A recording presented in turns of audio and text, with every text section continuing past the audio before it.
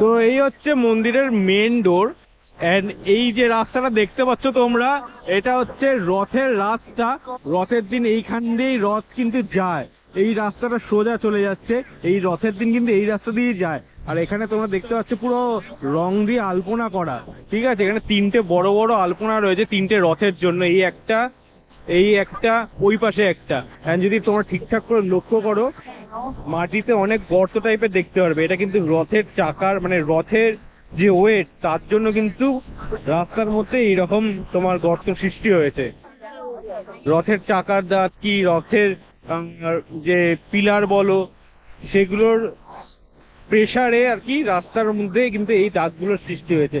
এটা বলতে গেলে কিন্তু রথের চাকারই দাঁত, প্রেসার এতটা পড়ে আর কি।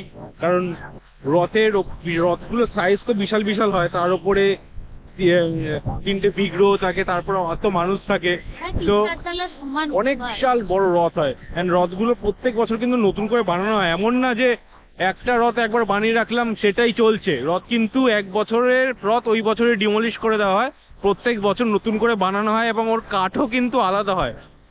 সব মানে রথ কিন্তু কি কাঠ আমি শিওর না, বাট ওর কাঠ আলাদা রকম হয়। রথ যারা বানায় সেই লোকগুলো কিন্তু বংশ পরম্পরা ওই রথই বানায়। মানে যদি রথে কেউ কাঠ কাটে তো বংশ পরম্পরাটা কাঠ কাটে, কেউ যদি রথে পেরেক ফোটে তো বংশ পরম্পরাটা পেরেকই ফোটে। একটা এই জয় জগন্নাথের একটা এ আছে, অ্যামাজন না হলে কোনো অ্যামাজন হটস্টারে আছে, হটস্টারে একটা ডকুমেন্টারি আছে জয় জগন্নাথের, জগন্নাথ পুরী বলে।